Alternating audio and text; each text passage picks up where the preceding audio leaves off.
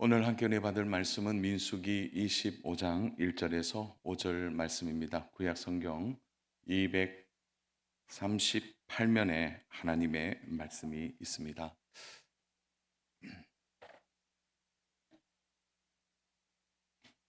민수기 25장 1절에서 5절 말씀입니다. 우리 말씀 교독하도록 하겠습니다. 제가 5절은 우리 다 같이 합독하겠습니다. 이스라엘이 시딤에 머물러 있더니 그 백성이 모압 여자들과 음행하기를 시작하니라.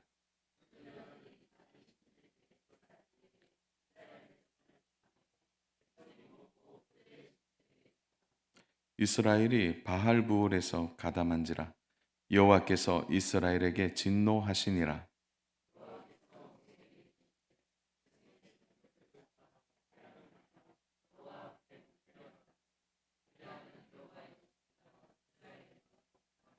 우리 같이 봅니다. 모세가 이스라엘 재판관들에게 이르되 너희는 각각 바알부올에게 가담한 사람들을 죽이라 하니라.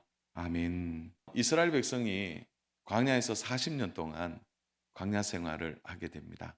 척박한 땅에 생존하기가 쉽지 않는 곳에 하나님이 매일 만나를 주시고 또 마실 물을 주시고 고기가 먹고 싶다 할 때는 메추라기를 통해서 고기를 먹게 하셨습니다. 이제 40년 광야 생활이 거의 마무리되는 시점이 오늘 본문의 말씀의 배경입니다. 그리고 이스라엘 백성이 11km를 앞두고 가나안 땅을 앞두고 시딤이라는 곳에서 그들이 이제 쉼을 누리고 있습니다. 40년 광야 생활의 마지막 종착지이죠. 이 시딤이라는 곳이 어떤 곳이냐면은 아카시아 숲이라는 뜻이 있습니다. 그러니까 광야에 무슨 숲이 있습니까? 그런데 이 시딤이라는 곳에서 그들이 쉼을 누리면서 그 시딤에서 12정탐꾼을 여리고서 그러니까 가나안 땅으로 보내게 되죠. 그러니까 시딤이라는 곳이 이제는 가장 중요한 그들의 거점이 되고 이제 젖과 꿀이 흐르는 가나안 땅으로 입성하기 전에 마지막 준비를 이루는 곳이 바로 시딤이었습니다. 그래서 1절에 보면 이스라엘 백성이 시딤에 머물렀다 이렇게 말씀하고 있죠. 어, 이렇게 생각하면은 좀 쉬울까요? 구분응선을 넘었어요, 이제. 이제 광야 생활 끝, 이제 넘어갑니다. 그런데 아무도 예상하지 못한 일이 이스라엘 안에 나타나죠. 휴식의 장소로 허락된 시딤에서 그들이 가장 불행한 일을 행합니다. 영적으로 재충전해야 될 그곳에서 국가적 매음이 일어나게 되는 거죠. 문제는 이스라엘 백성들이 가나안 땅을 지나오면서 가장 벅찬 상대가 있었는데 아모리 족속이었습니다. 그 아모리 족속의 두 왕, 우리가 잘 아는 시온과 옥과의 전투에서 대승을 거두게 됩니다. 그러니까 가장 힘들었던 아모리 사람들과의 전쟁에서 이기고 이제 정말 마음 놓고 쉬는 그 장소에서 그들은 모압 사람들을 만나게 됩니다. 그런데 이 모압의 정착민들이 바로 계획적으로 이스라엘 백성들에게 접근하고 이스라엘 백성들에게 가장 치명적인 부상을 입히게 되는 것이죠. 간간히 우리가 살아가면서 인생에 있어서 긴장이 팽팽할 때가 있습니다. 때로는 건강을 잃을 때라든지 또 가정의 경제가 심각하게 흔들릴 때, 때로는 예상하지 못한 일이 갑자기 커져 버렸을 때, 그때 사람들은 긴장하게 되죠. 근데 조금만 우리 역으로 한번 생각해 볼까요? 긴장이 팽팽할 때는 오히려 실수를 덜 합니다. 우리는 그런 생각을 해요. 사람이 긴장하면 실수를 많이 해요. 그렇지 않더라고요. 오히려 긴장감이 있을 때 오히려 정신이 맑아지고 또 또렷해지는 거죠. 고속도로를 운전해 보신 분들은 잘 알 겁니다. 고속도로를 운전해 보시면은 여러분 대로가 이렇게 쫙 뻗쳐져 있잖아요. 차들이 별로 없으면 어떤 마음 듭니까? 운전하기 정말 편하죠.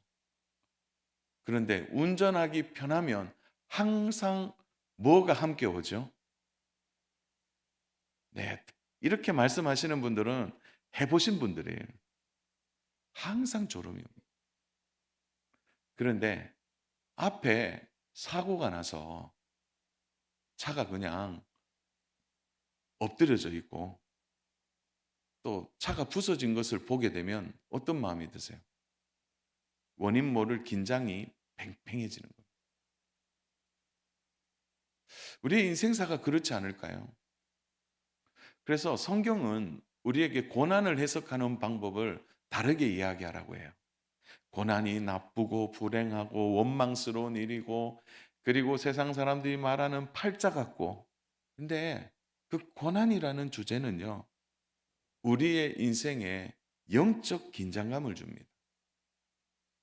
그래서 오히려 그것이 실수를 덜 하게 해요.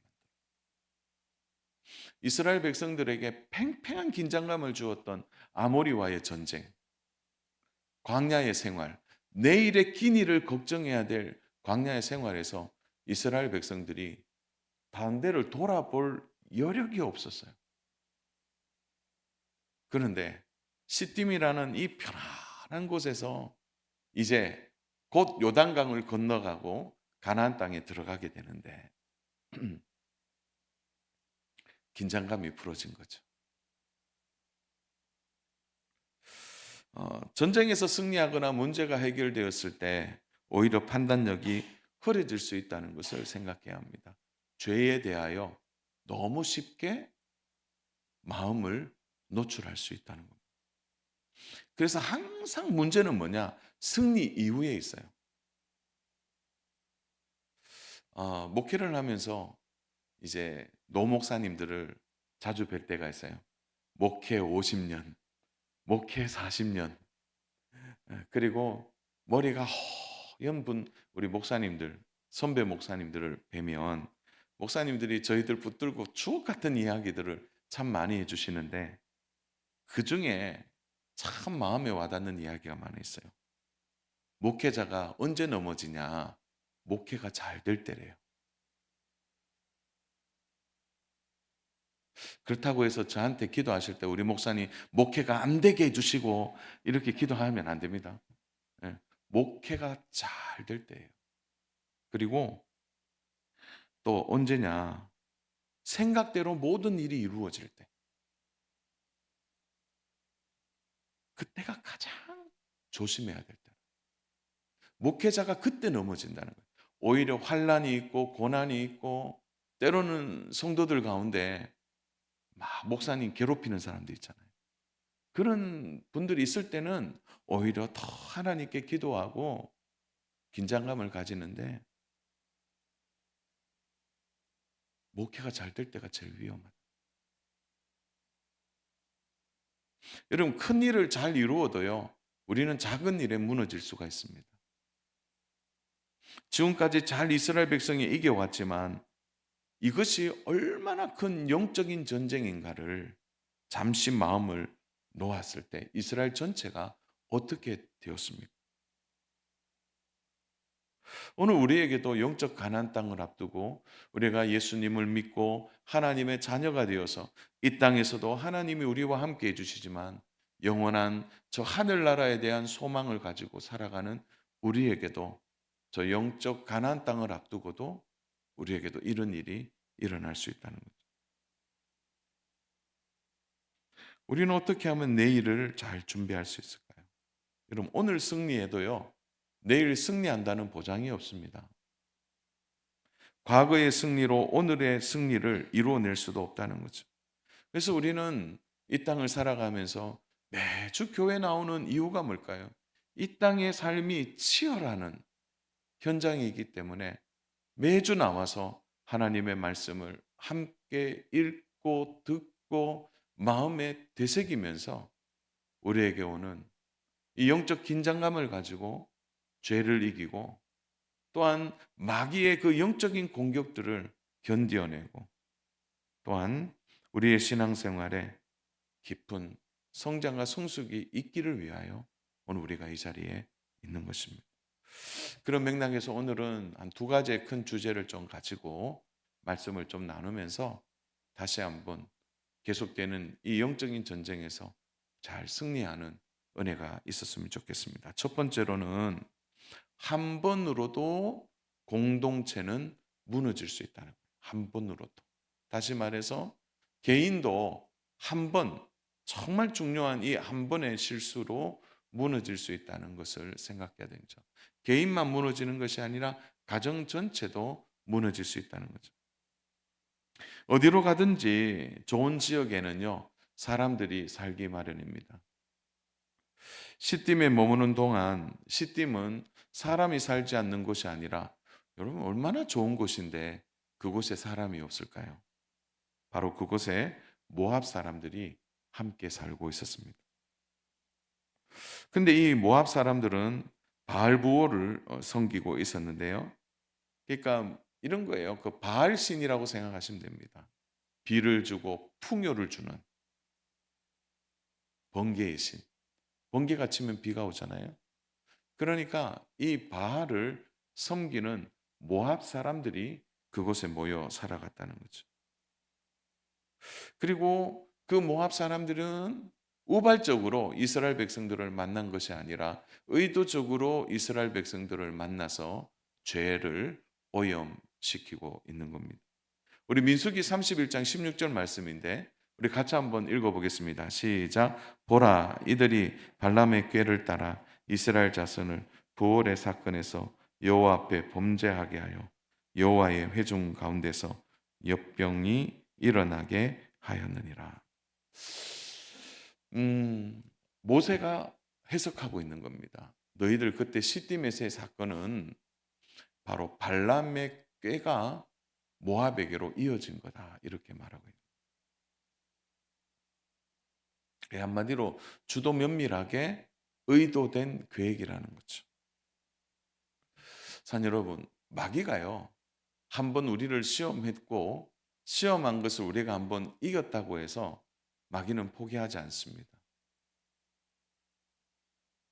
그러니까 이번 주에 승리해도 다음 주에 마귀는 또 계획하고 있는 거죠. 이스라엘 백성들이 마음을 놓는 순간 마귀는 그 틈을 비지고 들어옵니다. 1절에 보면 이스라엘이 시딤에 머물러 있더니 그 백성이 모압 여자들과 음맹하기를 시작하니라. 시딤에서 바로 음행이 일어나는 거예요. 1절은 과정을 설명하고 있지 않습니다. 그냥 너무 그냥 직선적이에요. 모압 여인들과 함께 음행했다, 간음했다, 이렇게 말하고 있는 겁니다. 여러분, 근데 우리는 그 당시에 근동사회의 신관을 잘 이해할 필요가 있습니다. 그것은 바로 그들이 우상 앞에 절하고 난 뒤에 반드시 이어지는 일이 바로 신전에서 있는 여인들과 음행을 하는 것입니다. 이스라엘 백성들이 몰랐을까요? 일반적으로는 여자들이 이제 신전 앞에서 지나가는 사람들을 붙들고 신전에서 하게 되면, 우상 숭배를 하게 되면 바로 그 다음에는 이런 일이 있을 것이라고 유혹하는 것이죠. 거기에 이스라엘의 사람들이 빠지게 된 겁니다. 여러분, 1절에서 은맹이라는 단어가 나오잖아요. 이 은맹이라는 단어가 개인의 이탈에 대한 동사가 아닙니다. 이거는 공동체 전체를 이야기하는 단어예요. 이게 매음이에요. 빠르게 공동체 전체를 병들게 만드는 매음이 되어준 겁니다. 한두 사람에게서 공동체 전체로 확산된 겁니다. 처음에 한두 명이 신전에 들어가서 바로 이 바알에게 절을 하고 난 뒤에 여인들과 음행을 하는, 그리고 난 뒤에 돌아와서 이런 일이 있었다 이렇게 말하니까 너도 나도 남자들이 가서 음행을 한 것입니다. 이게 죄라는 게요, 얼마나 무서운지 모릅니다. 죄의 속도는요, 무섭습니다. 금방 퍼져요. 아이들에게 거짓말을 가르쳐 주지 않았는데 아이들은 능숙하게 거짓말을 합니다. 학교에서 거짓말하지 말라라고 그렇게 배워도 이 죄가 들어올 때는요, 치명적으로 들어옵니다. 거짓말이 빠르게 또 다른 거짓말을 낳고 있는 거죠. 원래 그래서 죄의 속도는 얼마나 빠르고 무서운지 모릅니다. 여러분, 좋지 못한 소문 빠릅니까 느립니까? 한번 얘기해 보세요. 여러분, 좋지 못한 소문 카드라는 빠릅니까 느립니까? 얼마나 빠른지 몰라요. 그 다음날 다 알고 있어요. 그 다음. 그런데 선행을 했다, 착한 일을 했다라는 소문은 왜 그렇게 안 납니까? 왜 그렇죠? 죄가 만들어내는 것은 그 파괴력이 얼마나 큰가를 말해주는 겁니다. 그래서 선행하는 분들이 인내가 필요한 겁니다. 선행하는 분들이. 이게 잘 소문이 안 나요. 여러분, 죄의 가속도가 얼마나 무서운지 한번 보십시오. 3절에 보시면 3절에 어떤 말씀이 있냐니까 가담한지라 이런 말씀이 있어요. 이스라엘이 바알볼에게 가담한지라. 왜 이스라엘 백성이라고 하지 않고 이스라엘이라고 할까요? 전체가 이 속에 담겨 있는 거예요. 가담했다 이렇게 나옵니다. 이 가담이라는 뜻이 와이차메트라는 히브리어인데요. 이게 뭐냐면 스스로 묶다 이런 뜻이 있습니다. 다시 말해서 결합하다라는 뜻이 있어요. 내가 거기 가서 결합한 겁니다. 적극적으로 거기 가서 바알에게 묶은 거예요. 바알과 함께 묶은 것입니다. 한마디로 얘기하면은 그 신과 연결된 것을 말해주는 거죠. 아, 우리 그 교회가 뭐 비전 트립이라든지 단기 선교를 가게 되면은 선교지가 있습니다. 그런데 선교지 갈 때 제가 항상 이제 당부하는 것 중에 하나가 그 선교지에서 유명한 종교적인 건축물이 있는데 근데 가급적 들어가지 말라고. 가급적 아예 들어가지 말라고. 한 번은 우리 시찰의 목사님, 장로님들, 권사님들과 함께 그 치앙라이를 한번 간 적이 있는데요. 거기에서 전 세계의 건축물이 하나 있습니다. 근데 그게 종교적 건축물이에요. 왜 거기 가냐 그랬어요. 갈 필요 없다 그랬습니다. 왜 그러냐면은 그런 어떤 종교적인 건축물을 보고 미적인 것을 보는 것도 중요하지만은 또 하나 생각해야 되는 건 영적인 부분들도 생각해야 된다.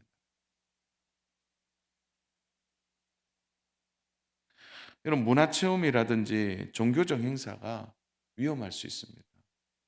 작은 게 아니라는 거죠. 여러분, 모압의 문화와 전통으로 이스라엘 백성들은 생각한 거죠. 그리고 뭐 그 모압 사람들이 믿는 신이니까 한번 경험해 보자. 그런데 그 경험한 게 뭘로 이어지냐면은 이스라엘 전체의 매음으로 이어져 버렸다는 거예요.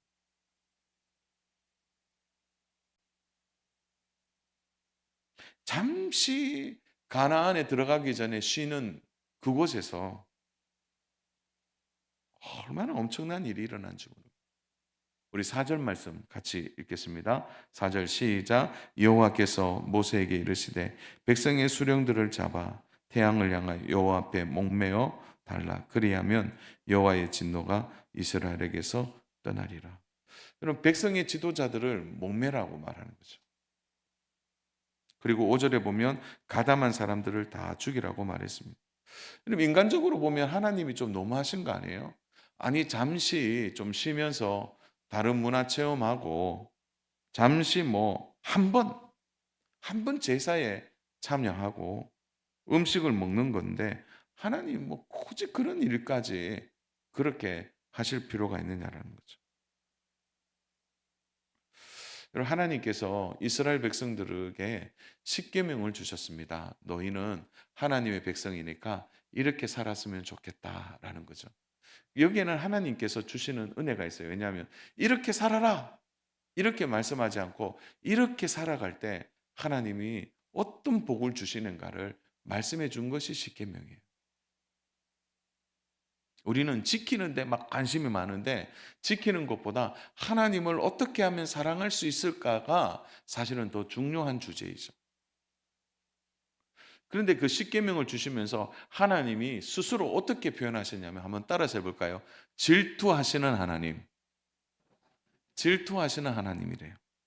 신명기 4장 23절 24절인데요.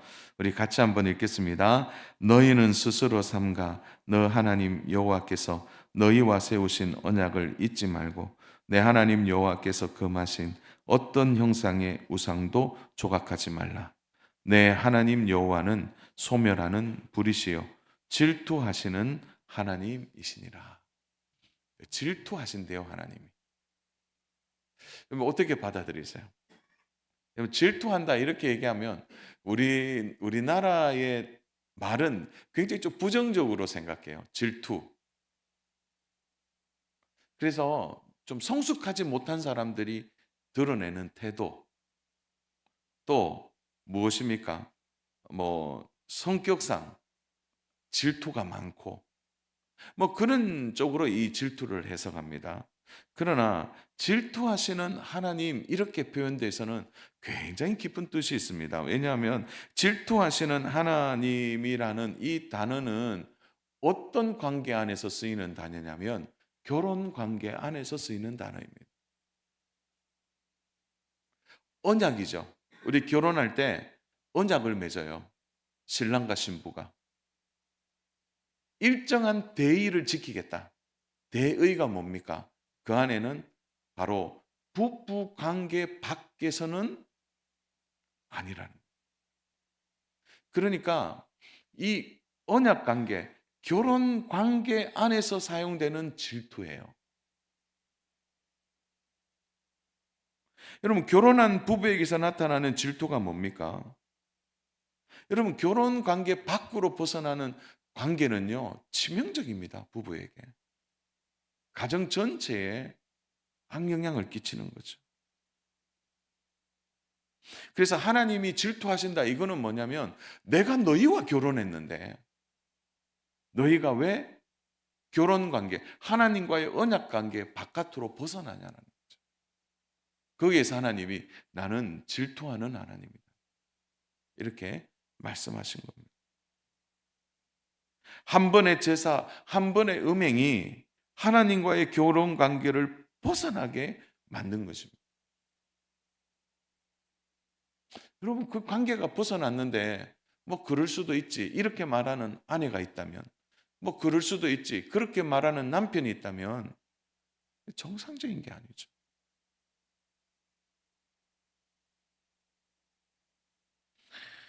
참 무서운 말씀입니다. 그 책임을 지도자들에게 묻고 있는 거예요. 너 지도자들이 똑바로 못해서 그렇다는.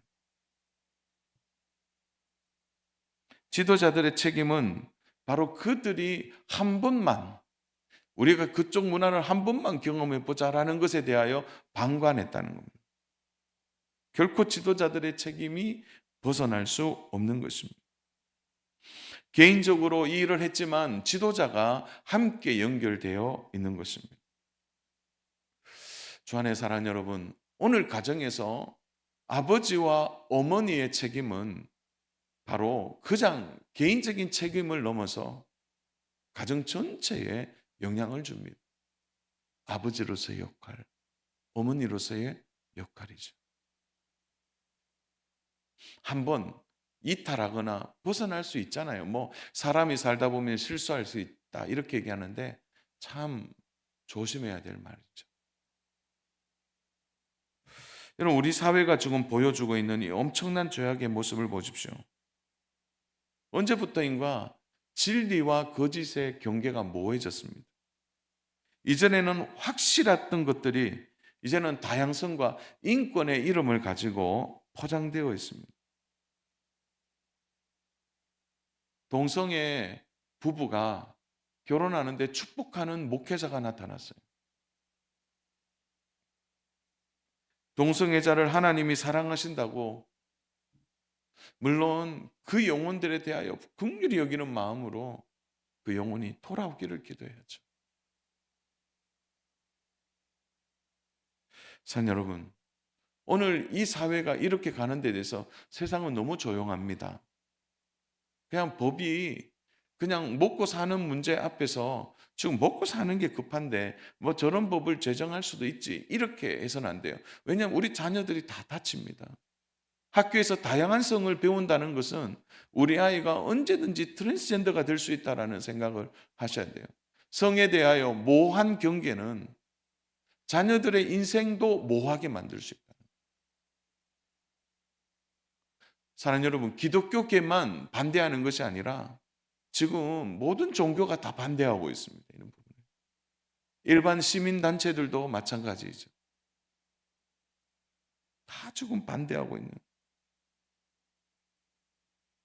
사랑하는 여러분, 이 일에 우리가 가만히 있다면 목사로서 저는 책임이 없을까요? 우리 여기 장로님들에게는 책임이 없을까요? 권사님들에게는 책임이 없을까요? 우리 집사님들에게는 책임이 없습니까? 우리의 자녀 세대들을 향하여 우리가 그냥 넘어갈 수 없기 때문에 우리가 오늘 10월 27일 연합 예배를 통해서 그 법이 얼마나 문제가 되는 법인가를 함께 말하고 주장해야 한다는 거죠. 자녀 여러분, 가정에서 자녀들에게 분명하게 동성애에 대해서 말씀해 주셔야 합니다. 결혼은 남자와 여자가 하는 것이에요. 남녀가 한 몸을 이루는 하나님이 주시는 너무나 멋지고 아름다운 축복입니다. 자녀가 이어지는 이 은혜가 얼마나 환희와 기쁨을 주는 은혜인지 모릅니다. 남자와 여자의 경계가 모호해지고 부부의 관계가 모호해진다면 어떻게 되겠습니까? 그저 뭐 이 일이 한두 가지의 일이니까 넘어갈 수 있다, 그렇게 생각하는데, 그냥 이번에 뭐 넘어가고 다음에 또 문제가 생기면 그때 반대하지, 그 한 번이 공동체 전체에 영향을 끼칠 수 있다는 것을 생각해야 합니다. 한 번 허용하면 돌이킬 수가 없는 거죠. 그 폐악을 알면서도 유럽 교회와 유럽 나라들이요, 돌이킬 수가 없습니다. 지금. 우리는 이 일에 대하여 깨어 있어야 합니다. 사랑하는 여러분, 한두 번 뭐 그럴 수 있지가 아니라 우리의 일상을 참 신실하고 바르고 경건하게 살아가도록 분별하고 믿음으로 살기를 정말 애쓰는 우리 믿음의 성도님 되시기를 주님의 이름으로 축복합니다. 죄라는 것이 얼마나 치명적인가를 아셔요. 두 번째로는 방심하면 안 된다는 거죠. 방심하면 안 된다. 여러분, 이스라엘 백성들은 너무 쉽게 생각했어요.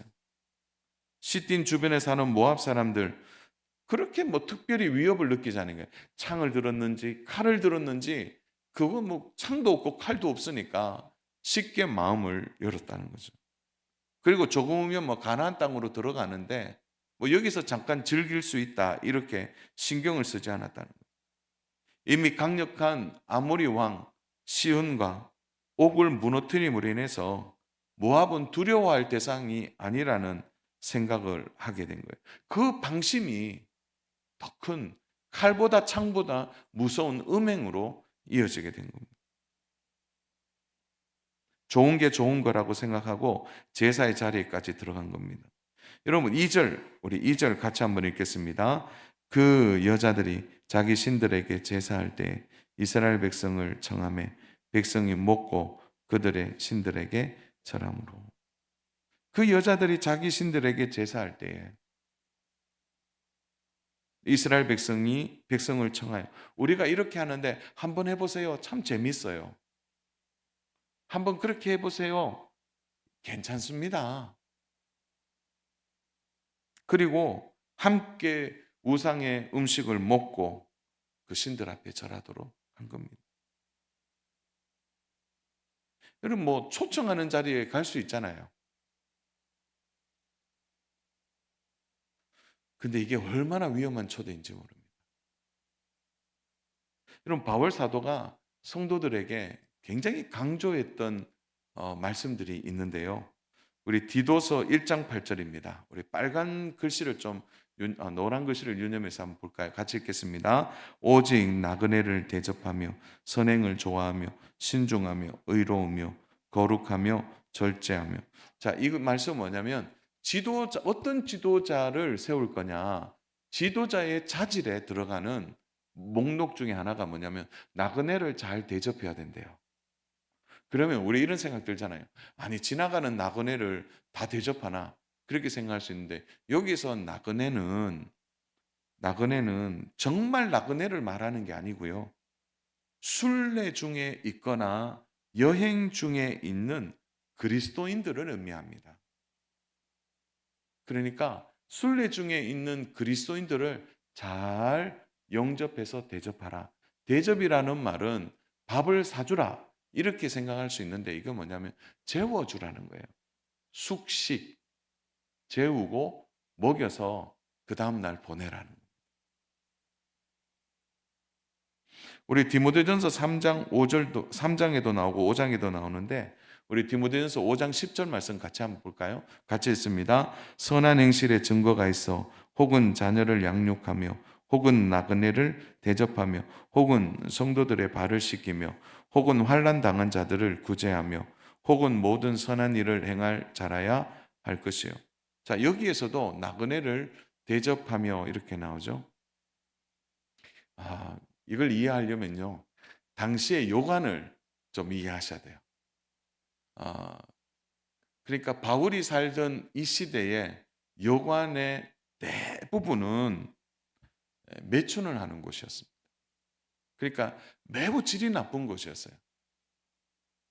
그래서 여행자들이 그것에서 숙식하면서 좋지 못한 일을 하는 곳이 그곳이었습니다. 그러니까 성도들이 순례의 길을 가거나 다른 지역으로 여행을 가면 여관에 머물면 어떤 일이 있냐면은 그 유혹을 이겨내기가 쉽지 않다는 거예요. 아이고, 잘 참으면 되지요, 뭐. 근데 그게 안 된다는 거죠. 그래서 죄를 지을 가능성이 너무 크니까 타 지역으로 갈 때는 그 지역에 사는 성도들, 특히 지도자들의 집에 가서 머물라라는 것이 당시에 통용되었던 보편적인 바로 말씀의 기준이었어요. 그러니까 이 나그네를 대접한다는 것은 숙식을 통해서 나그네의 믿음을 지켜주는 일들이었어요. 신앙을 지켜주고 보내라는 거죠. 그래서 직분자들에게 의도적으로 나그네를 잘 대접하기를 힘쓰라고 의무적으로 말하고 있는 겁니다. 그래서 초대교회 성도들이 얼마나 신앙을 지키려고 예를 썼는지를 우리는 이해해야 합니다. 여러분, 죄는 일관되게 이렇게 말합니다. 한 번만 해라, 한 번만. 아유, 뭐, 한 번 하고 안 하면 되잖아. 한 번 가고 안 가면 되잖아. 남들이 안 보는데 뭐. 이번만 가보고 다음에는 가지 마라. 그렇게 해서 죄는 슬그머니 들어옵니다. 아유, 이번 법은 그냥 그렇게 잠시 뭐 허용하고 또 안 되면은 뭐 법을 막으면 되지. 그렇게 이야기할 수 있다는 거예요. 여러분, 근데 이스라엘 남자들을 한번 보세요. 조금 상상해 볼까요? 이스라엘 백성들 남자들이요. 40년 광야 생활을 했습니다. 광야가 거칠고 건조하잖아요. 피부가 좋았겠어요. 요즘처럼 좋은 로션이 나오면 아침 저녁마다 보습하지요. 미스트도 뿌리고요. 선크림도 바를 겁니다. 근데 그런 게 어디 있습니까, 그 당시에. 그러니까 40년 광야 생활에 남자들은 말할 것도 없고 여자들은요. 아무리 가꾸어도 제대로 얼굴이 좋을까요? 그런데 모함 여인들을 보세요. 시딤이라는 이 좋은 곳에서 풍성한 곳에서 살면 이런 모함 여인들이 얼마나 매력적으로 보였을까요? 여기에 넘어지는 거라는 거죠. 광야 생활에 익숙한 여인들과 다르게 꾸미고 화장하고 그런 여자들을 볼 때 그 매력에 그냥 덜컥 넘어가는 거예요. 아무 경계 없이 받아들입니다. 그리고 우리 남자분들, 우리 청년들 있는데 예쁜 여학생들 보면 우리 남자 청년들 어떠세요? 경계해야지. 여우야. 조심해야 돼. 그런 생각 드세요? 그렇지 않잖아요. 이건 죄가 포장하면 그렇다는 겁니다. 얼마나 매력적으로 들어온지 몰라요. 세상의 매력을 가볍게 보아서는 안 됩니다. 여러분, 세상의 문화를 그냥 보지 마세요. 정말 조심해야 됩니다. 허술하지 않다는 거죠. 더 깊게 우리의 신앙의 경계를 허물고 다가온다는 것을 기억해야 합니다. 정말 조심해야 돼요. 저는 뭐 개인적으로 목사니까 저도 이제 대형마트에 가면요. 이제 뭐 이렇게 이 뭡니까 이거 커트기 끌고 가잖아요. 그러면 뭐 필요한 물건을 담는데 제가 담다가 유일하게 안 가는 이제 코너가 있는데 뭐냐면 그 술을 전시해 놓은 데가 쫙 돼 있어요. 그러면 그쪽은 일부러 피해요. 그쪽으로 그냥 지나갈 수도 있어요. 그런데 우리 목사님 술 코너에서 봤어요. 이제 이렇게 되면은 이제 문제가 생길 수 있는 거예요. 그래서 아예 그쪽으로는 발도 안 들입니다. 조심하는 거죠. 이스라엘 백성이 40년 동안 더위와 목마름과 광야 생활에 마지막 구분 능선을 넘었지만 모함 여인의 매력에 그대로 무너져 버린 거예요. 40년 동안 광야 훈련이 마무리되는 시점 아니에요. 얼마나 영광스러운 시점에 그들은 오역의 역사를 남기게 됩니다. 여러분, 죄는 초신자들에게만 있는 게 아니에요. 초신자들에게만 노출되는 게 아니라 신앙이 성숙한 성도들에게도 언제든지 다가오는 거예요. 그래서 이동안 쌓아놓았던 신앙이 한꺼번에 무너질 수 있다는 거예요. 그래서 죄가 치명적인 겁니다.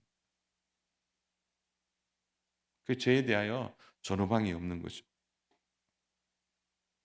말씀을 정리합니다. 모세가 민수기 31장 16절, 우리 좀 전에 읽었던 말씀인데요. 다시 한번 마음에 좀 새기면서 읽었으면 좋겠습니다. 보라, 이들이 발람의 꾀를 따라 이스라엘 자손은 부올의 사건에서 여호와 앞에 범죄하게 하여 여호와의 회정 가운데서 연병이 일어나게 하였느니라. 발람의 꾀가 끝난 줄 알았는데 그것이 죄로 이어져서 이스라엘 전체를 무너뜨려 버린 겁니다.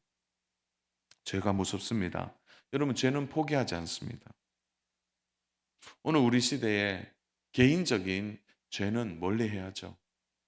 또 이 사회가 구조적으로 어려움을 겪고 있습니다. 차별금지법은 정말 위험한 법입니다. 21대 국회에서 이 일이 상정되지 않아서 우리가 마음을 놓지만 또 상정이 되면 22대 국회에서 학교의 모든 교육이 달라집니다. 이미 학교 교육이 많이 달라져 있습니다.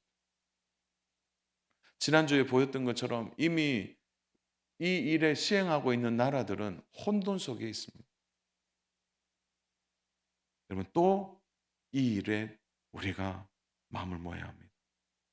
이스라엘 백성이 광야 40년 동안 그들은 정말 하루살이를 살았습니다. 하나님의 은혜가 아니면 하루도 살아갈 수 없으니까 하나님 붙들고 살았어요. 생존할 수 없는 상황. 그래서 하나님을 붙든 거죠. 지금 여러분에게 힘들고 어려운 일이 있습니까? 그래서 정말 힘들고 어려웠다. 그래서 교회 오신 분들도 계시고 또 교회 와서 하나님 의지하고 주님 붙들고 오신 분도 있어요. 그런데 한편으로는 힘들고 어려운 것도 마음에 굉장히 아프지만 그 일이 오히려 죄를 막아내는 또 다른 하나님의 은혜가 아닐까요? 오늘 우리 주변을 잘 살펴보십시오. 혹시 개인적으로 여러분들이 은밀하게 즐기는 죄의 쓴뿌리가 있다면 빨리 걷어내시기를 바랍니다. 회개하고 하나님을 붙들어야 합니다. 죄를 즐기는 순간 그것이 어느 날 바로 땅 위로 올라와서 우리의 삶과 가정을 송두리째 무너뜨릴 수 있다는 것을 기억해야 합니다. 방심하지 않도록 자신을 잘 살펴보시기를 바랍니다. 나라적으로 큰 위기를 맞이하고 있습니다. 여러분, 뭐 군사적인 위협, 언제든지 뭐 북한의 위협은 있었잖아요. 또 경제적인 어려움, 참 보면 코로나도 어려웠지만 코로나보다 더 어려운 시기를 살아가고 있습니다. 그러나 더 깊고 치명적인 법이 있습니다. 그것은 우리의 자녀 세대들을 혼란하게 만드는 차별금지법입니다. 누구나 알아요. 차별하면 안 된다는 거. 그러나 그 속에 아주 소수의 사람들을 위하여 동성애를 허용하고 동성 결혼을 허용하고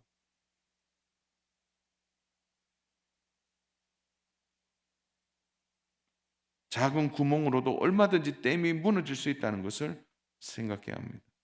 소수인권이라고 하지만 그 안에 감추어진 인간의 욕망을 우리는 조심해야 합니다.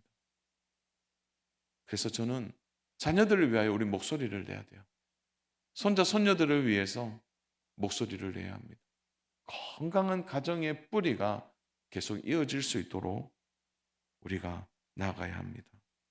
개인적으로도 여러분의 죄가 여러분 안에 관영하지 않도록 죄를 분별하고 또 하나님 앞에 신실한 믿음의 삶을 살아갈 수 있도록 하나님 앞에 하나님의 은혜를 구하고 말씀을 붙들고 끝까지 믿음 위에서는 저와 우리 믿음의 성도님 되시기를 주님의 이름으로 축복합니다.